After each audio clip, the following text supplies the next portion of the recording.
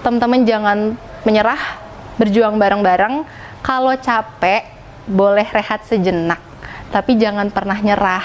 Berhenti boleh. Bismillahirrahmanirrahim.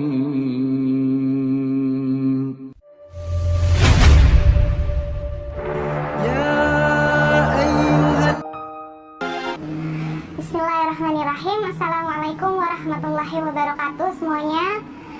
Alhamdulillahirrabbilalamin. Hari ini aku diberikan kesempatan untuk ngobrol sama teman-teman lewat. Jadi selama ini udah banyak banget teman-teman yang menanyakan tentang gimana sih perjalanan kisah mualafnya aku. Nah, alhamdulillah Allah kasih fasilitas melalui teman-teman dari untuk menceritakannya di sini. Bismillahirrahmanirrahim. Sebelumnya perkenalkan, nama aku Salma. Tapi mohon maaf lahir batin, itu bukan nama asli aku, itu nama samaran aku. Karena satu dan lain hal, aku masih harus menutup identitasku. Nah, alasannya kenapa? Insya Allah akan aku ceritain di sini. Jadi, alhamdulillahnya aku ini anak kedua dari 3 bersaudara. Jadi aku Ateng, anak tengah. Nah, alhamdulillahnya aku dilahirin di Jakarta, tepatnya di Jakarta Barat. Dan mamahku itu dari Blitar, Jawa Timur. Alhamdulillahnya papaku dari Pontianak, Chinese gitu. Nah, alhamdulillahnya aku menjemput hidayah Allah pada bulan Oktober, tepatnya tanggal 21 Oktober 2018. Jadi alhamdulillah saat ini sudah tepat insya Allah 3 tahun memeluk agama Islam kembali gitu teman-teman. Nah, kalau ditanya basicnya sebelumnya agamanya apa sih? Jadi sebelumnya agama aku itu Nasrani. Dan sampai hari ini qadarullah belum ada keluargaku yang memeluk agama Islam. Jadi dari keluarga mamah ataupun dari keluarga papa memang historikalnya belum ada yang memeluk Islam gitu. Jadi PR-nya lumayan. Bismillah, mohon doanya teman-teman semua, hidayah untuk kedua orang tuaku, untuk adik kakak aku, dan untuk keluarga besar aku insya Allah gitu. Why Islam? Kenapa harus Islam? Karena kita nggak punya pilihan lain selain Islam. Kenapa sih harus Islam? Karena aku melihat Islam mampu dan punya penjelasan untuk segala hal, untuk hari ini, untuk masa lalu, dan masa depan secara detail dan gak bisa kita bantah sama sekali. Teman-teman mau lihat dari apa? Dari segi sejarah. Teman-teman mau lihat dari apa? Dari penciptaan.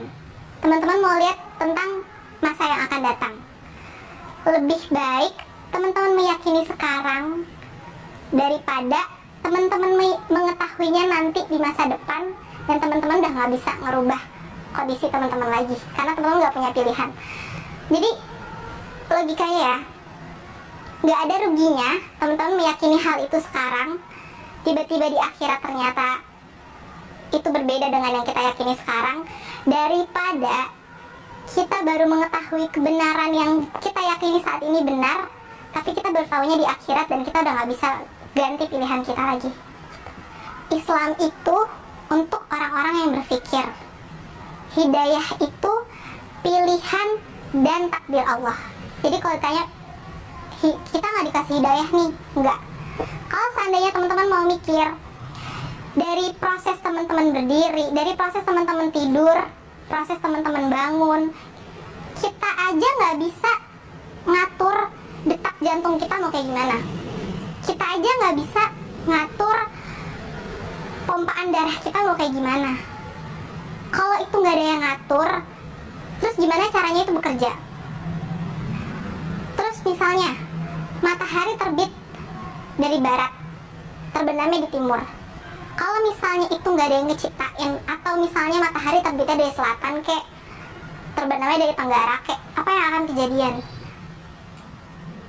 Kita semua udah tahu sesuatu itu pasti ada awal mulanya. Segala sesuatu pasti ada mula dan akhirnya. Kalau misalnya kita mau pikirin awal mulanya kita tuh dari mana sih? Dari teori Big Bang. Terus kenapa bisa Big Bang itu terjadi? tentang penciptaan. Oke, tentang penciptaan mungkin diciptakan sama A, B, C, dan D.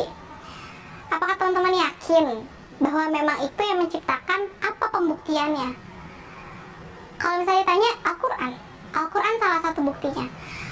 Kalau teman-teman belum kayak ya udah, Al-Quran cuma buku yang ditulis dengan bahasa Arab. Teman-teman boleh baca.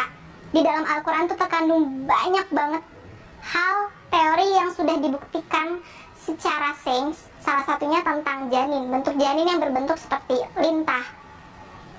Terus tentang ada sungai di bawah lautan. Tentang banyak hal itu semua udah dijabarin di dalam Al-Quran yang itu diturunkan di tahun dimana teknologi secanggih itu aja belum ada, dan dibawa oleh seorang manusia yang bahkan dia nggak bisa baca. Emang di Arab ada lintah? Emang di Arab ada sungai yang di bawahnya lautan gitu? Bahkan Nabi Muhammad pun nggak tahu tentang hal itu gitu. Jadi kalau teman-teman mau ngedenial, tapi kan, coba dipakai lagi logikanya. Jangan terus-menerus ngikutin nafsu kita, ngikutin denial kita, tapi coba sesekali buka diri, berpikir. Nah, terus kalau ditanya, kenapa bisa milih Islam sih gitu? Kenapa bisa berislam? Jadi cerita awalnya itu aku SD itu TK dan SD itu di SDK BPK Penabur. Gitu ya teman-teman, mungkin tahu Penabur itu sekolah swastanya Nasrani. Qadarullah SMP dan SMA aku masuk ke dalam sekolah negeri dikarenakan di area sekitar rumahku itu belum ada sekolah Nasrani yang SMP dan SMA gitu. Jadi aku dimasukin ke sekolah negeri tapi lokasinya deket banget dari rumah aku. Dari situlah aku mengenal wajah Islam. Dari situlah aku punya teman-teman yang beragama muslim gitu. Dan hal pertama kali yang ternyata baru aku sadari saat ini adalah hidayah pertama yang paling pertama kali aku terima itu adalah hidayah berhijab. Jadi dari SMP itu aku suka banget yang namanya ngelihat perempuan pakai hijab. Dan aku tuh suka model-modelin hijab gitu. Jadi teman-teman aku yang namanya anak SMP pakai jilbab kan suka masih berantakan atau meleot-meleot gitu. Aku suka ngebenerin gitu. Dan lucunya lagi, jadi karena aku non muslim, aku nggak pakai kerudung, jadi aku pakai seragamnya lengan pendek. Kalau hari Jumat kita ada seragam baju muslim namanya, dan itu wajib kita gunain, jadi lengan panjang. Nah kalau hari Jumat itu aku suka minjem kerudungnya teman aku. Jadi teman aku perempuan yang muslim, aku pinjem jilbabnya, dia yang nggak pakai jilbab seharian gitu. Jadi sekolah tuh memang dari SMP aku udah senang pakai jilbab. Entah kenapa ya, itu ya qadarullah, itu hidayah pertama yang aku baru menyadari itu saat ini setelah berislam gitu. Terus berjalannya waktu SMA, SMP, kerja. Nah di dunia pekerjaan lah aku semakin mengenal yang namanya Islam. Sampai pada satu titik aku terlibat dalam diskusi tentang agama. Iming-imingnya diskusi, tapi berujung debat seperti biasa. Ya seperti mayoritas orang lah, ketika membicarakan agama, kita meyakini apa yang kita yakini, dan lawan bicara kita juga meyakini apa yang kita yakini. Jadi kita debat. Dari situ, dari hasil perdebatan itulah aku mencari tahu Islam. Aku mencari tahu tentang sejarah Islam. Aku mencari tahu tentang Nabi Muhammad ini siapa sih gitu. Karena jadi kita ada kayak matching-matchingan Nabi. Nabi Musa di kamu ada? Ada, di aku ada. Nabi Daud ada. Kalau Nabi Sulaiman nggak ada. Kalau di aku Salomo, bukan Sulaiman gitu. Dirunut sampai berhenti di Nabi Isa versus Yesus. Nah disitulah akhirnya mulai perdebatan ringan.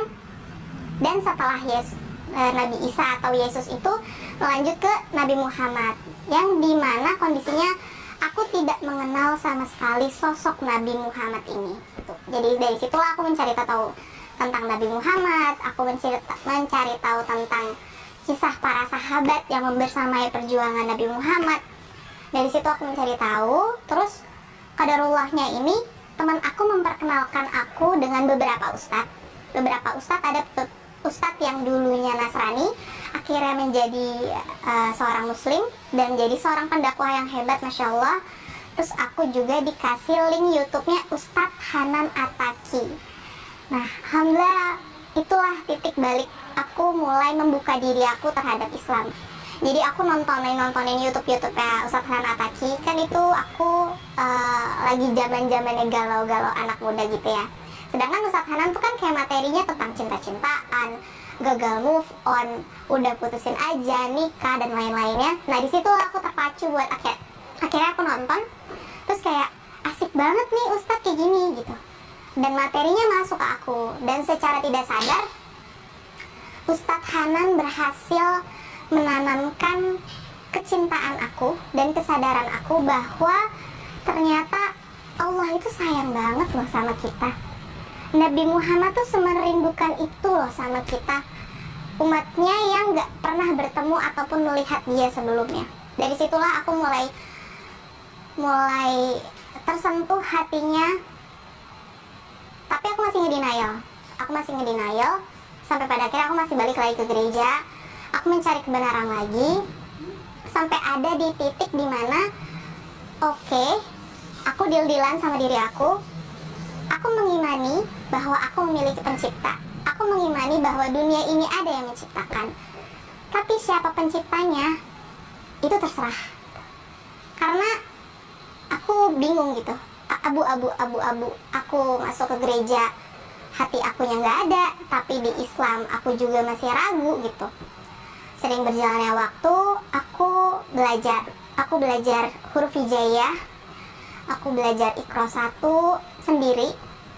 Terus aku nonton YouTube kajian-kajian, tapi aku ngerasa kurang puas gitu. Aku pengen cari tahu Islam yang dari mulut orang Islamik langsung. Sedangkan qadarullah saat itu kondisinya teman-teman sepermainan di lingkungan aku itu belum terlalu mengarah ke hal itu. Jadinya aku harus nyari itu di luar lingkungan aku. Terus aku nyari-nyari aja di Instagram. Dan aku dapat kajian offline, itu kajian pranikah di WTC Sudirman dari Kalam Ukhuwah. Dan aku tanpa pikir panjang, aku berpikirnya ya udah ini ada kajian offline, aku ikut aja, aku datang aja gitu. Mau itu pranikah, mau itu apa, ya qadarullah-nya dapetnya ini, ya udah aku datang. Dan itu bersesi-sesi gitu. Jadi setiap Sabtu pagi sesi 1, sesi 2 kalau nggak salah, sampai 12 sesi kalau nggak salah. Dan itu aku datang terus.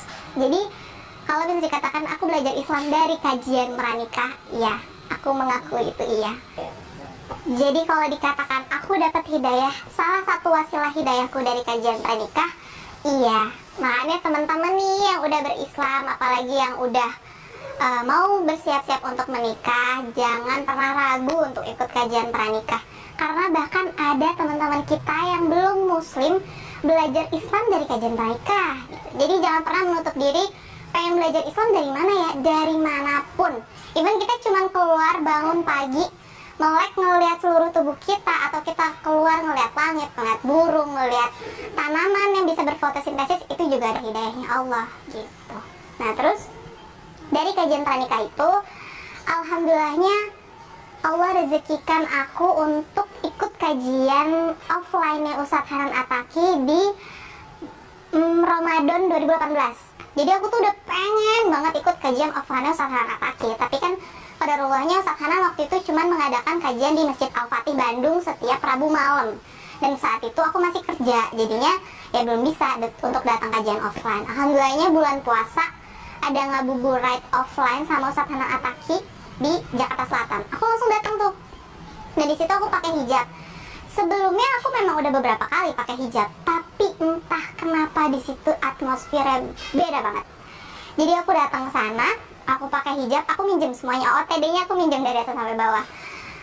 Aku pakai hijab, terus aku bawa mukena karena aku niatannya aku mau ikut raweh nih. Aku pengen ikut sholat. Yang sebelumnya aku belum pernah sholat sama sekali, wudhu pun aku belum pernah sama sekali. Jadi fokus aku kemarin-marin tuh belajarnya tentang Islam tuh apa sih? Apa sih yang ada di dalam Islam? Apa sih yang diatur dalam Islam yang boleh dan nggak boleh? Terus Nabi Muhammad ini siapa sih? Gitu. Lebih ke gitu. Tapi kalau untuk puasa, zakat, haji, sholat itu aku belum belajar.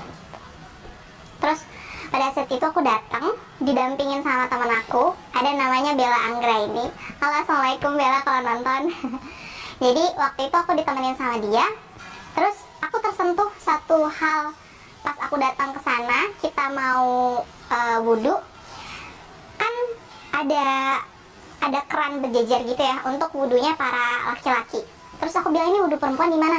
Terus dia nunjuk ada satu tenda gitu yang dibangun, tenda kayak tenda nikahan gitu di pinggir lapangan.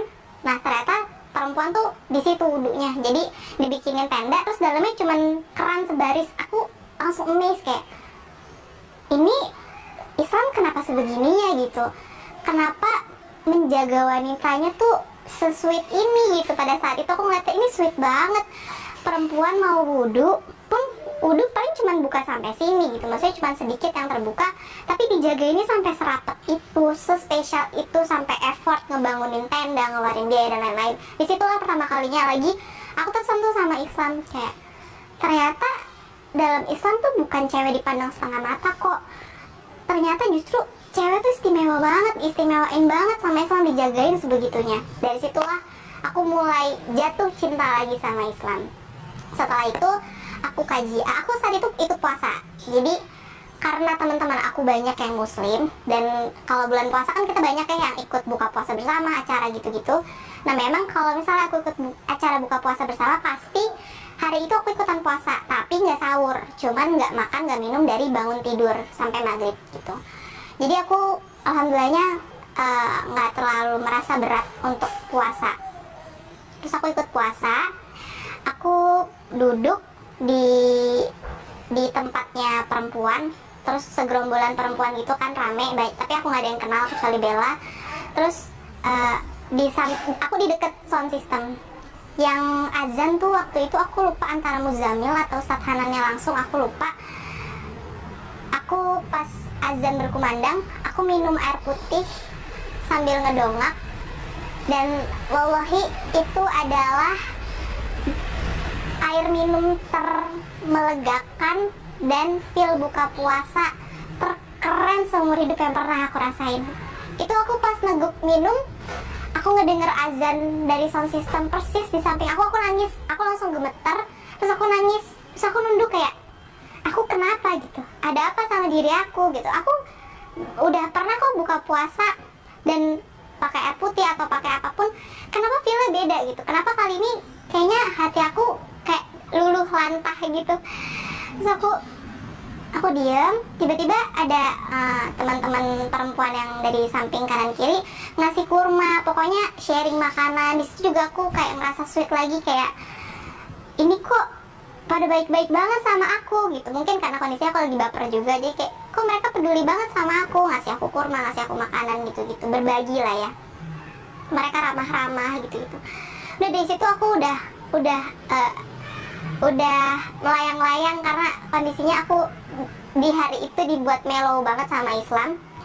Terus sholat maghrib, jadi aku ikut masuk ke dalam saf, dan sebelumnya itu udah dikonfirmasi sama gurunya Bella bahwa aku diizinkan untuk masuk ke dalam saf, tidak memutus, karena niatku belajar gitu, niatku belajar di situ. Dan yang lucunya, aku kan belum pernah sholat sebelumnya, jadi aku nggak hafal tuh yang namanya rakaat atau step-stepnya setelah ini tuh apa. Terus taraweh sama Ustadz Haran itu kan bacaannya bukan trikul ya, tapi asyamah gitu-gitu, jadi panjang-panjang. Nah si Bella ini udah nge-reminder aku dari awal, Tah kalau capek nanti kamu berhenti ya setelah salam, setelah 2 rakaat kamu berhenti aja, nggak ikut duduk gak apa-apa. Aku iya aja, padahal dalam hati aku, salam apa salam, 2 rakaat apa, aku nggak tahu gitu. Tapi ya udah, bismillah, aku ikutin aja. Terus yang lucunya, setiap kali sujud, aku kan harus melihat depan aku atau kanan kiri aku supaya aku nggak ketinggalan gerakan. Jadi setiap sujud, orang sujud kan pasti dahi bertemu dengan tanah kan. Aku nggak, jadi aku kalau sujud tuh gini, ngintip gitu. Jadi aku kalau sujud, orang-orang nunduk, aku gini. Biar apa? Biar aku tuh nggak ketinggalan sama teman-teman di samping kanan kiri aku gitu. Jadi kalau sujud orang gini, aku gini. Pas orang bangun, baru aku ikutan bangun gitu. Tapi alhamdulillahnya nggak ada pandangan-pandangan aneh, karena mungkin kanan kiri aku juga alhamdulillahnya khusyuk, dan aku ternyata kuat nyelesain taraweh tanpa istirahat, karena itu hikmat banget sih, itu khusyuk banget, kayak hati aku tuh hati aku tuh kayak disiram sama air yang sejuk banget. Jadi aku enjoy ngejalanin itu. Nah, dari sejak hari itu aku bertekad dan berniat aku mau berhijab. Jadi aku berhijab itu udah dari bulan Mei 2018. Sedangkan aku baru berani bersyahadat itu di Oktober 2018.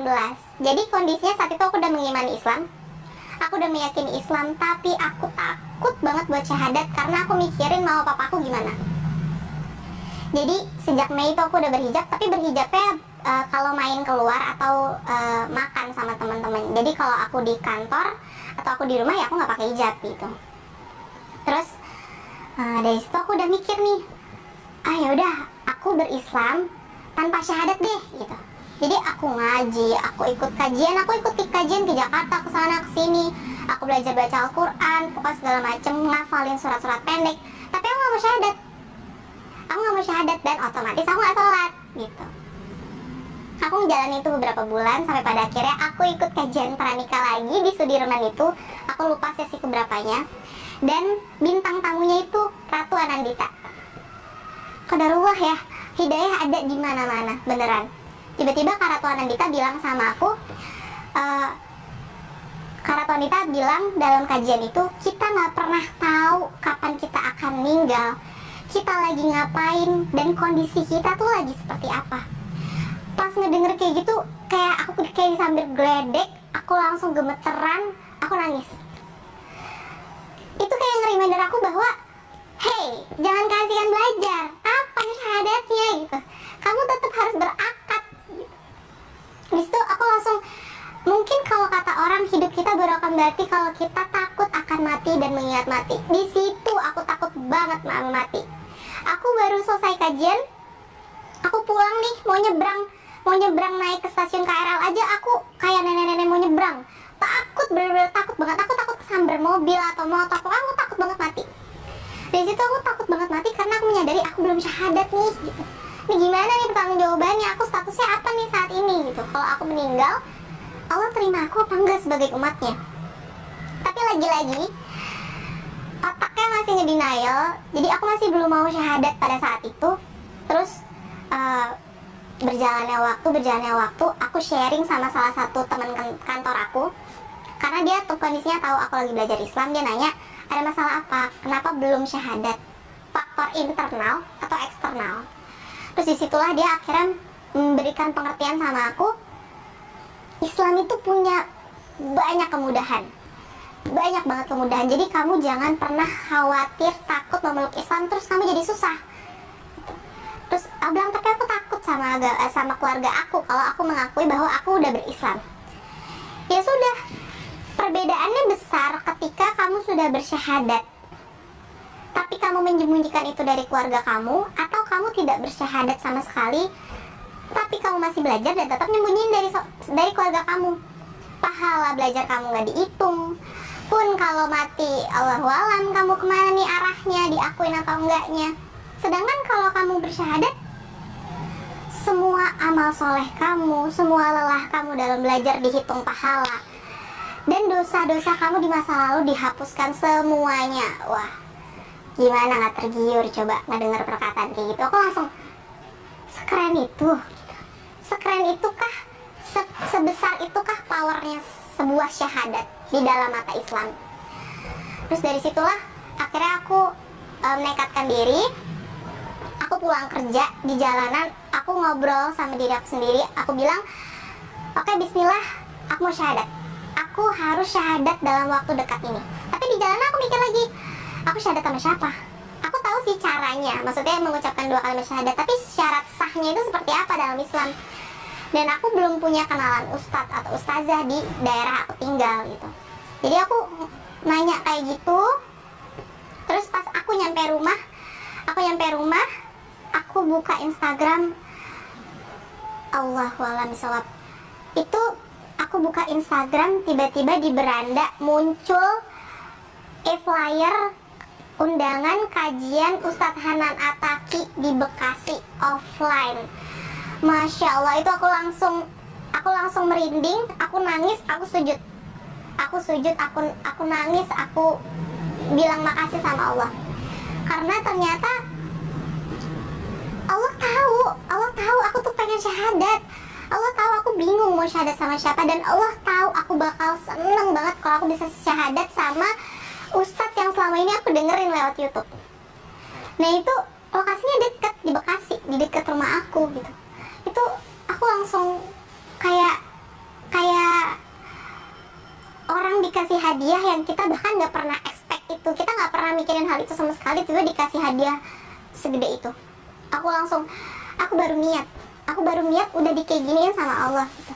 Dan satu hal lagi yang ngebuat aku semakin jatuh cinta sejatuh-jatuhnya sama Islam, karena aku dalam Islam baru merasakan bahwa aku benar-benar terkoneksi sama pencipta aku benar-benar didengar sama pencipta aku. Pencipta aku tuh tahu apa yang aku butuh, apa yang aku minta, kapannya itu dalam Islam. Dan aku kayak ngerasa aku tuh benar-benar nggak sendirian gitu. Sekalipun aku sendirian, sekalipun aku lagi dalam ujian, aku tuh ngerasa ada Allah gitu. Tenang. Dan itu baru aku rasakan dalam Islam. Jadi benar-benar aku ngerasa, ya gimana caranya kita nggak bisa jatuh cinta sama Islam kalau Allah ngebuat kita dengan kejutan-kejutan yang kita nggak pernah bayangin sebelumnya. Terus alhamdulillahnya, singkat cerita aku syahadat sama Ustadz Han Ataki di Bekasi waktu itu. Pada saat syahadat pun aku udah bertekad dalam diri aku akan nyembunyiin keislaman ini entah sampai kapan. Mungkin setahun, 2 tahun, 3 tahun, atau mungkin nanti di saat aku mau menikah dengan seorang laki-laki muslim, baru aku mengakui bahwa aku sudah muslim. Rencananya gitu.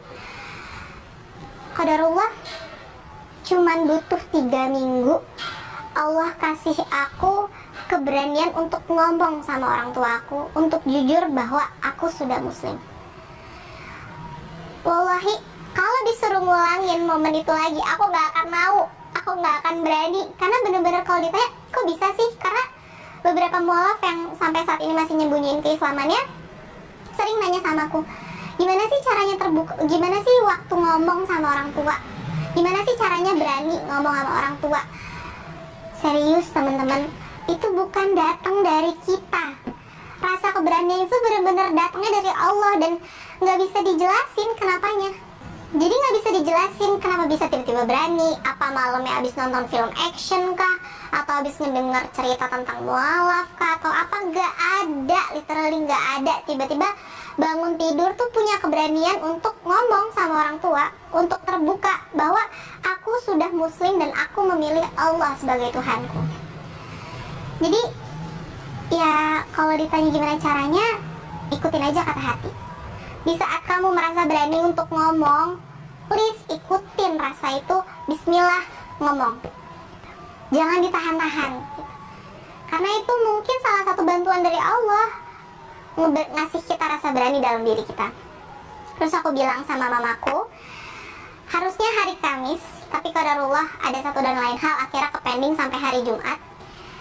Jadi di hari Jumat itu juga hari pertama aku memberanikan diri pakai jilbab, pakai khimar ke kantor aku. Jadi aku di hari itu membuka identitasku sebagai Islam ke kantor aku. Pun malamnya aku ngaku sama mamaku bahwa aku sudah muslim. Tapi ada triknya teman-teman. Jadi waktu itu aku ngetriknya, aku mau ngaku Islam ke mamaku dulu, biarin mamaku marah, ngamuk-ngamuk. Kalau mamaku udah mulai tenang, baru aku bilang ke papaku. Jadi kena serangannya nggak 2 kali gitu. Tapi qadarullahnya saya lupa bahwa mereka suami istri. Jadi saya bilang ke mama, malamnya besokannya mama bilang ke papa. Jadi ya udah sama aja, kena dua-duanya gitu. Aku bilang ke mama,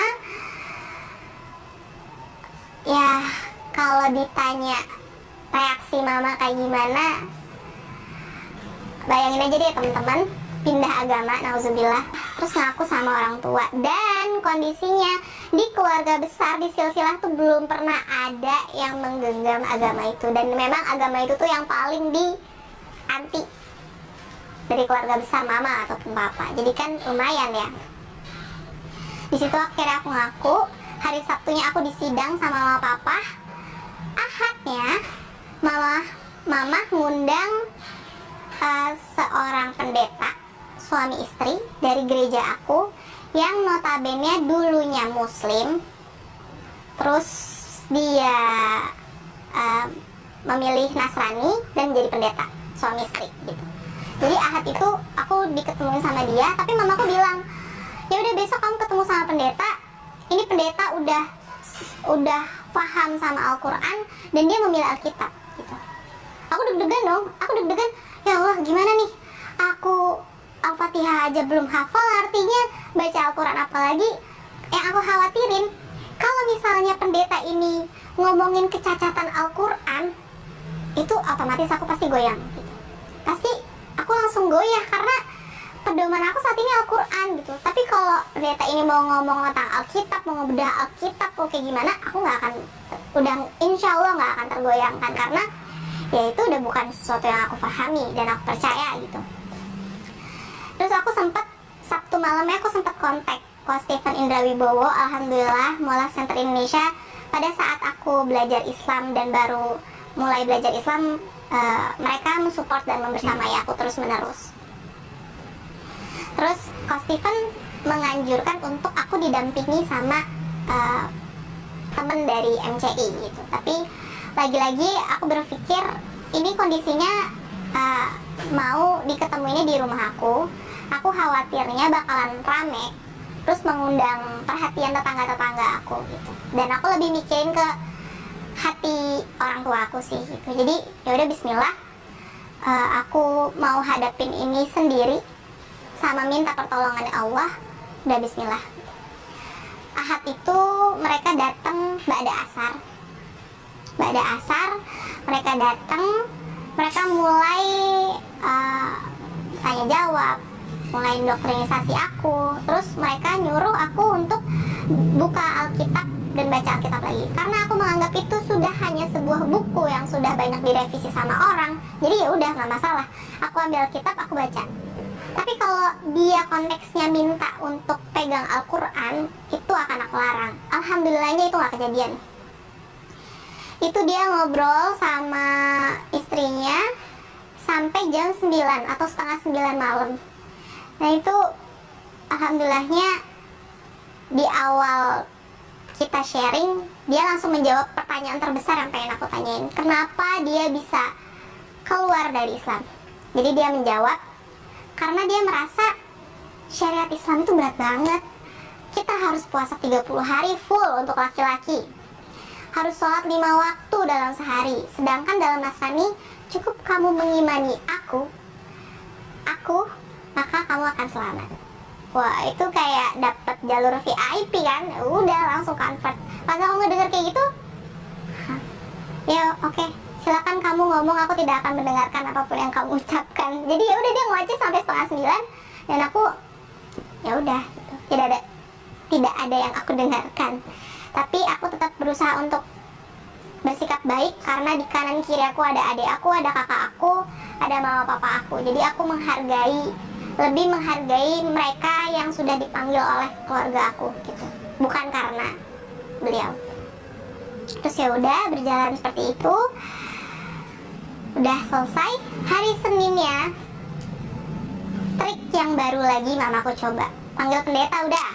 Trik yang kedua, hati, disentuh ke hati. Jadi dari hari Senin mamaku mogok makan. Mamaku benar-benar mogok makan sampai beberapa hari. Dan mamaku jatuh sakit. Mamaku sakit karena mamaku punya mamaku jatuh sakit dan mamaku nangis, bener-bener seharian nangis. Jadi mamaku sakit, mamaku nggak mau makan, dan mamaku nangis terus-terusan sampai matanya tuh bengkak besar. Dan kalau orang lagi stres, orang lagi sedih kan otomatis mukanya terlihat lebih tua daripada umurnya. Dan alhamdulillahnya aku tidur satu kamar sama mamaku. Jadi aku harus ngelihat kondisi mamaku seperti itu terus-menerus. Jujur itu adalah ujian terberat sejauh ini setelah aku memeluk Islam. Karena aku khawatir terjadi sesuatu sama mamaku, dan itu mama gitu. Itu yang bikin hal itu terasa berat. Udah masuk hari keberapa, tadinya papaku ya marah, tapi belum ekstrim sampai pada akhirnya aku baru pulang kerja, aku bawain makanan-makanan kesukaan mama, aku bawain bakso, aku bawain soto Bogor, bawain pokoknya makanan-makanan kesukaan mamaku, tapi mamaku nggak mau, bener-bener nggak mau. Dia mogok makan, nangis, stres, hancur ya. Dan aku hancur banget ngeliat mamaku dalam kondisi kayak gitu berhari-hari. Terus setelah itu aku pulang kerja, papaku bilang sama aku, kamu sayang gak sih sama mama? Di situ kondisinya di hari-hari itu aku lagi berjuang untuk menguatkan hati aku gitu, untuk melihat kondisi mamaku sembari menguatkan diri bahwa nggak akan terjadi apa-apa sama mama. Allah tuh baik banget sama kamu, jadi so please jangan ragu sama skenario yang ini gitu. Papa nanya kayak gitu, terus papa bilang udahlah jangan kayak gini gitu, biasa-biasa aja kalau hidup gitu. Ikutin apapun yang mama kamu minta kalau kamu sayang sama mama kamu. Di situ aku ngejawab, dan aku juga nggak kepikiran kenapa aku bisa jawab kayak gitu. Itu pure dari Allah yang nonton. Aku bilang, "Pah, seandainya mama minta di dunia ini aku jadi seorang guru atau seorang dokter sekalipun, aku bakal usahain itu semaksimal mungkin. Tapi kalau untuk surgaku, untuk keyakinan aku, kali ini aku nggak bisa ikutin apa mau mama." Papaku langsung diem di situ. Dari situ aku mulai khawatir karena mamaku udah semakin lemah, kesehatannya terus menerus, nggak mau dibawa ke dokter. Aku udah mulai udah ya gitu. Apa baiknya aku berbakti aja ya sama orang tua aku gitu. Aku takut nyawa ancamannya. Terus karena aku tiba-tiba aku lupa, aku dengar dari temen aku atau aku baca. Jadi waktu itu aku dengar kisah sahabat tentang Sa'ad bin Abi Waqqas yang setelah memeluk agama Islam gak lama ibunya juga melakukan mogok makan.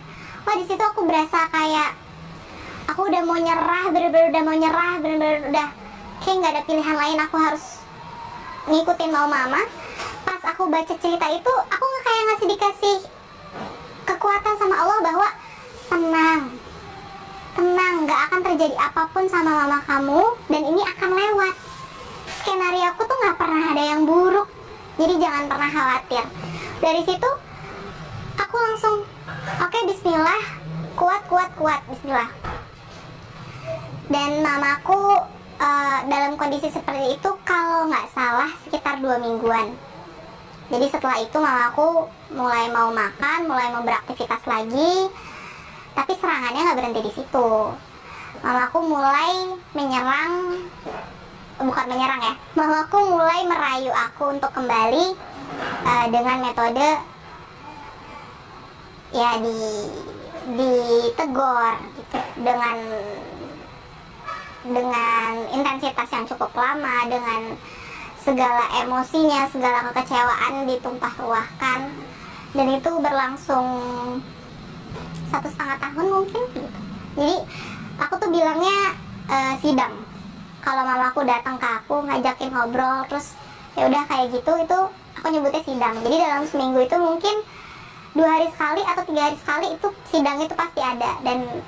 Dan Coach Steven atau teman-teman MC itu ngajarin aku jangan pernah ngedebat, jangan pernah ngejawab apapun, sekalipun mama atau papa kamu maki-maki Islam, maki-maki Nabi Muhammad, maki-maki Allah, biarin aja, karena kondisinya dia nggak tahu.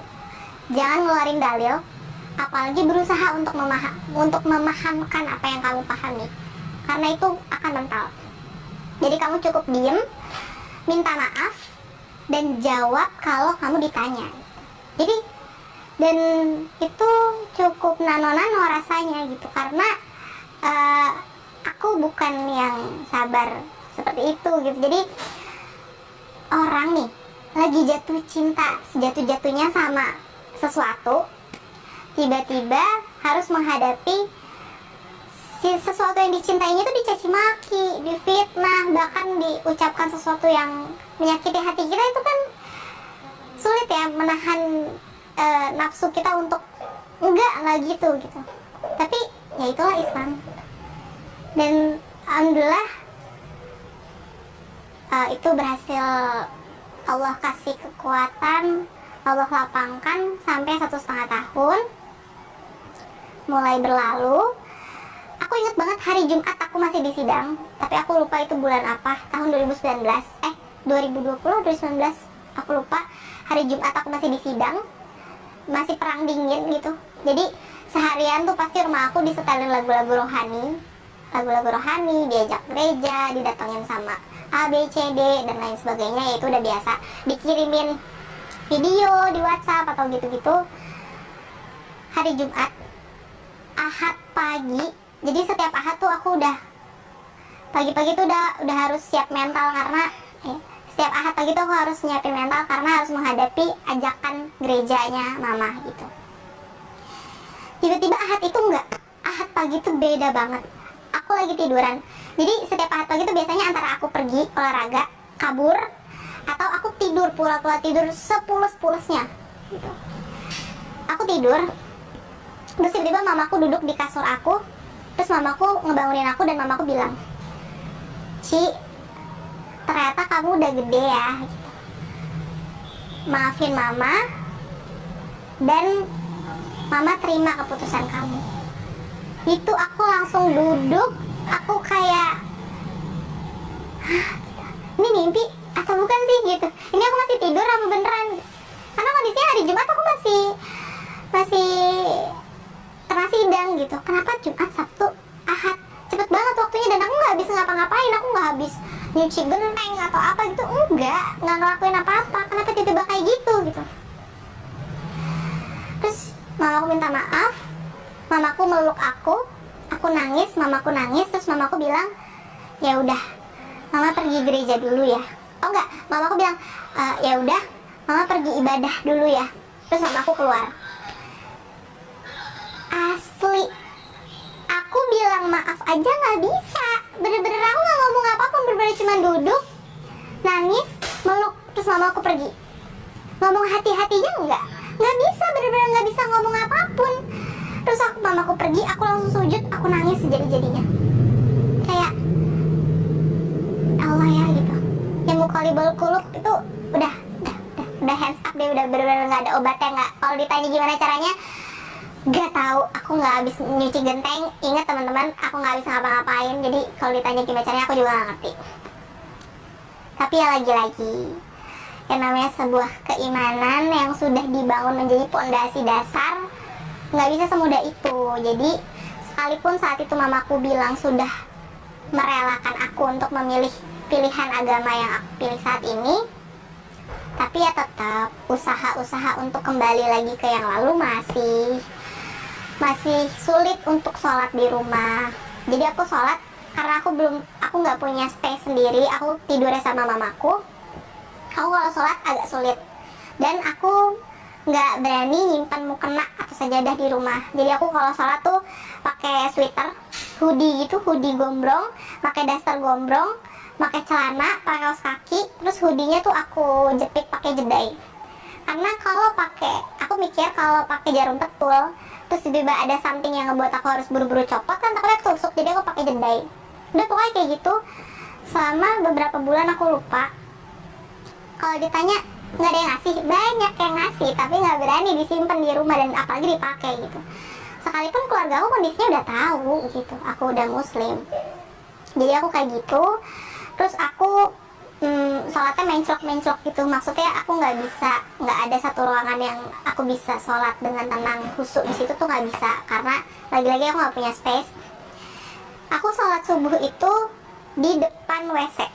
Jadi ini WC, pintu WC, terus ini mesin cuci, ini rak sepatu. Nah ini ada lantai sedikit. Aku sholatnya di situ sholat subuh.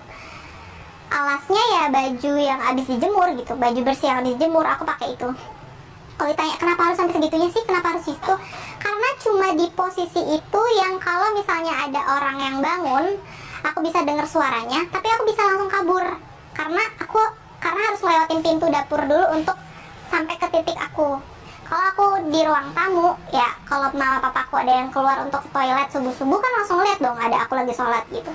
Jadinya ya udah. Terus kalau ditanya, terus itu nggak pernah ada gangguan? Banyak. Papaku udah agak umur, jadi yang namanya orang berumur kan suka bolak-balik ke WC ya sekalipun malam. Jadi kayak misalnya sebelum subuh atau lagi subuhan, aku lagi sholat, udah mau salam atau baru rakaat udah masuk rakaat kedua, tiba-tiba cekrek bunyi kamar papaku kebuka. Ya udah aku ambil bajunya, aku langsung loncat ke kamar mandi, aku tutup, aku nyalain kerannya. Gitu, makanya kenapa aku milih titik itu, karena titik itu yang menurut aku paling aman buat aku. Kalau ditanya kebersihannya, insya Allah aku bersihin, tapi kalau ditanya layak tidak layaknya memang agak kurang gitu. Itu aku jalanin sampai Ramadan 2020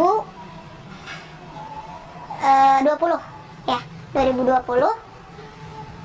Jadi aku biasa yang namanya aku sholat, apalagi kalau zuhur atau isya pas lagi libur kerja kan lama ya, 4 rakaat, dan ngafalin bacaan sholat itu jujur agak sulit guys, butuh waktu gitu, jadi sholatnya lama. Itu udah biasa tuh yang namanya baru rakaat kedua, rakaat ketiga, atau yang nyesek udah mau salam, tiba-tiba digedor, pintunya digedor, disuruh keluar. Akhirnya udah aku batalin sekali, 2 kali. Kalau udah 2 kali gagal, aku langsung ke masjid, dan masjidnya pun nggak bisa di dekat rumah karena aku mikirin tetangga aku. Jadi aku harus nyari masjid yang agak jauh dari rumah aku. Pokoknya kayak gitulah kurang lebih cara aku sholat pada awal-awal. Terus dia kenapa sih nggak terang-terangan aja? Kan keluarga udah tahu. Iya, keluarga udah tahu. Aku berislam yang mereka nggak lihat secara fisik aja mereka belum terima. Apalagi mereka ngelihat aku melakukan ritual ibadah di depan mata mereka gitu. Itu akan lebih melukai hati mama papa, dan aku menjaga hal itu gitu. Nggak apa-apa ribet sedikit gitu, ini dunia kok cuma sebentar insyaallah gitu. Ya udah, terus 2020 ini termasuk hadiah terbesar yang lagi-lagi bikin aku meleleh banget sama kebaikannya Allah. 2020 awal mula corona, awal mulai COVID-19, mulai mendekati bulan Ramadan, aku galau. Aku pengen taraweh, jadi aku pengen taraweh setiap malam, tapi kan masjid ditutup nih, lockdown. Terus aku harus taraweh di mana gitu? Karena kalau aku taraweh di kamar, aku 4 rakaat aja digedor, apalagi taraweh. Bacaan aku tetap gak bisa cepet gitu. Jadi aku galau tuh. Kalau aku udah mikir apa aku di rumah teman aku ganti-gantian, tapi kan yang namanya orang Ramadan pasti punya agendanya masing-masing, mungkin pengen sama keluarganya atau buka puasa di luar gitu-gitu. Jadi aku galau deh, pokoknya aku galau. Aku mikir aku pengen taraweh, karena menurut aku bulan Ramadan tuh hikmat banget buat aku pribadi. Jadinya aku pengen taraweh, tapi gimana caranya? 3 hari sebelum bulan puasa masuk, tiba-tiba mama aku bilang gini, Ci, tuh di situ bisa buat itu kalau mau itu. Tapi jadi mamaku nggak nyebut sholat dan tetap ketus ngomongnya, tapi bilang, Ci, tuh kalau mau itu di situ aja tuh gitu. Udah disediain kipas, udah dipasangin karpet, lampunya udah dipasangin gitu. Kalau di kamar lagi dipakai gitu. Terus aku langsung diem. Hah? Itu apa maksudnya? Terus aku ngeliat gini. Jadi di rumah aku di depan toilet persis tuh ada gudang, terus di depan gudangnya tuh ada space lantai lurus gini ya, 2 lantai, pokoknya pas banget buat orang sholat 1 orang, dan alhamdulillahnya itu pas banget arahnya ngadep ke arah kiblat. Kalau kiblatnya miring nggak tahu deh tuh bagaimana posisinya, karena lantai 2 biji, terus sananya semen, jadi belum di lantai gitu, jadi agak kotor di situ. Terus mamaku pasangin karpet, entah mama entah papa aku juga nggak tahu, dipasangin karpet, dipasangin kipas angin, dipasangin lampu, dan yang lebih spesialnya lagi dipasangin tirai warna hijau di sampingnya, karena itu langsung ngadep ke dapur. Jadi kalau ada yang lagi aktivitas di dapur, ditutup tirainya itu nggak kelihatan kalau aku lagi sholat di dalamnya gitu. Aku nyebutnya itu mihrab. Dan kalau teman-teman tahu, mihrab itu salah satu doa yang aku terus lambungkan sama Allah, dan aku mikirnya mungkin aku akan punya mihrab nanti kalau aku udah menikah, dan aku bakal buat mihrab di rumah aku atau di kontrakan aku sama suami aku gitu. Dan ya entah itu kapan gitu, karena menurut aku bisa sholat dengan nikmat, dengan khusyuk, itu tuh sebuah hal yang udah itu udah paling nikmat. Bisa sholat pakai sajadah, bisa pakai mukena yang rapi, nggak buru-buru, itu udah nikmat banget. Makanya aku bermimpi aku pengen punya mihrab gitu, entah kapan itu. Alhamdulillah 3 hari sebelum bulan puasa Allah buatin mihrab itu di rumah aku, dan dibuatin sama kedua orang tua aku. Masya Allah, itu itu aku meleleh banget, bener-bener meleleh. Aku pengen nangis banget. Aku langsung pakai buat sholat, dan setiap kali aku sholat itu aku pasti nangis, karena ini tuh wujud kasih sayangnya Allah yang udah nggak bisa diragukan lagi. Udah nggak ada hal yang benar-benar mustahil buat Allah. Itu benar-benar mudah banget, entah gimana caranya. Udah di situ, jadi aku tarawih di situ, bahkan aku bisa berlama-lama di situ, aku bisa kelas online di situ. Pokoknya nikmat deh, nikmat banget, benar nikmat. Kalau orang melihat mungkin itu tempat sholat gitu, maksudnya karena mau kondisinya ya itu gudang gitu, tapi itu buat aku nikmat, bener-bener nikmat banget. Dan itu ya aku ngerasa itu salah satu hadiah dari Allah buat aku, dan kembali ngelecut aku bahwa jangan pernah ragu buat doa sama aku. Nggak ada yang susah gitu, nggak ada yang mustahil, pasti bisa gitu. Terus alhamdulillah dari situlah aku udah bisa sholat sendiri, maksudnya sholat dengan nyaman, dengan tenang, pakai sajadah, pakai mukena. Dan temen aku ada yang ngasih aku sajadah tebel bulu gitu yang empuk. Jadi aku terbiasa kan dari awal sholatnya pakai kaos atau pakai baju alasnya, jadi kan keras ya, atau pakai sajadah travel yang tipis gitu. Terus akhirnya nyobain pakai sajadah yang empuk tuh kayak, ya Allah ini nikmat banget sih gitu. Kayak ya Allah ini istimewa banget sih, rasa ini tuh istimewa banget gitu. Udah nggak ada lagi alasan buat gak bersyukur. Mau ujiannya kayak apapun, nikmatnya tuh lebih daripada ujian yang ngebuat diri kita sesak gitu. Terus ya udah dari situ aku mulai pelan-pelan ngebuka, bukan menunjukkan aktivitas Islam sama papa, tapi pelan-pelan. Kayak aku tadinya nggak bisa sahur. Aku tuh sahur cuman biasanya aku naro tumbler di kasur aku minum, atau aku nyetok roti, atau aku makan kurma. Jadi aku belum bisa sahur yang kayak orang-orang mukbang gitu, itu nggak bisa gitu. Jadi ya udah aku makan. Itu tahun 2019, Ramadan pertama aku. Ya jadi Ramadan pertama aku 2019 itu ya aku laluinnya dengan sahur yang makannya minimalis gitu. Tapi kalau ditanya berat, alhamdulillah Allah kasih keringanan, itu berjalan lancar gitu, alhamdulillah. Terus 2020 aku udah mulai tuh bisa yang namanya malamnya, maksudnya aku sahurnya tuh agak bunyi-bunyi piring gitu. Jadi aku beli makanan, terus pas sahur aku makan gitu. Terus yang menarik 2020 ya, jadi nah kalau puasa kedua aku bulan Ramadan 2020 itu udah alhamdulillah banget. Jadi aku udah bisa beli makanan dari malam, terus subuhnya aku makan. Jadi aku bunyi piring, aku cuci piring tuh, maksudnya ada aktivitas yang agak berisik tuh udah mulai nggak terlalu gimana-gimanain. Cuman tetap nasi apa itu tuh pasti belum disediain sama papa gitu.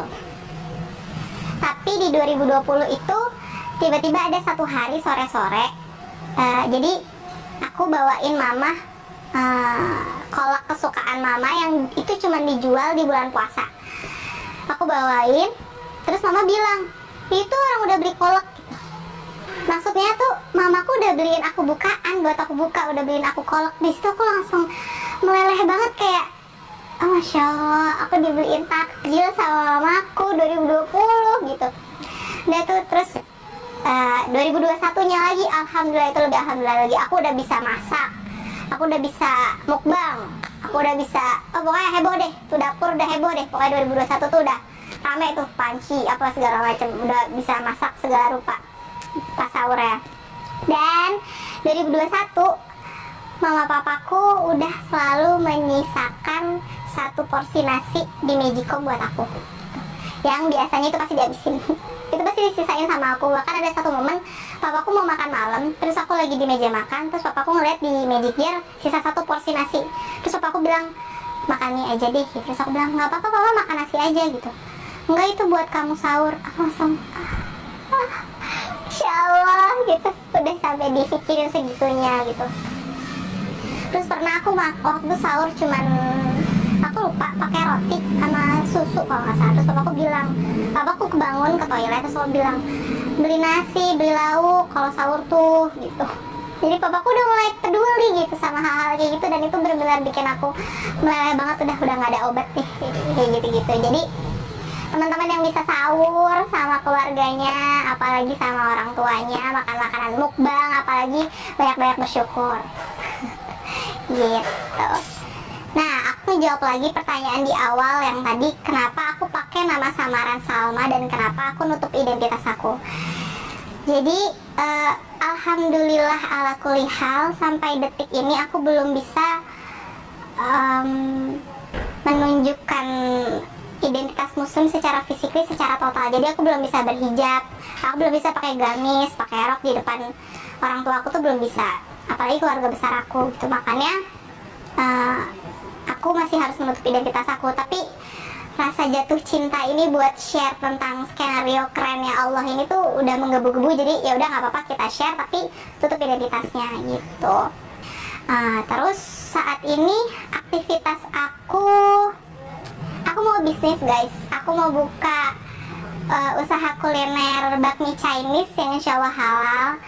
Kalau teman-teman mau cobain, jangan lupa follow Instagramnya di @bakmi_kalibaru gitu. Insya Allah bakalan launching dalam waktu dekat ini gitu. Doain ya teman-teman, semoga ada keberkahan dan kebaikan dari usaha ini. Ya, lokasinya di Bogor, tapi buat teman-teman yang di area Jabodetabek, kalau misalnya ada aku lagi main ke daerah sana, boleh bisa dikondisikan gitu insya Allah. Nah, kalau ditanya saat ini aktivitasnya apa selain bisnis itu, aku saat ini alhamdulillah berada dalam komunitas Sister Villa Mualafah. Teman-teman kalau mau follow bisa Instagramnya di @sistervilla_mualafah. Di situ kita kumpul bareng-bareng sama teman-teman mualafah. Tapi sorry guys, ini akhwat only ya. Jadi untuk bapak-bapak mohon mencari regunya masing-masing.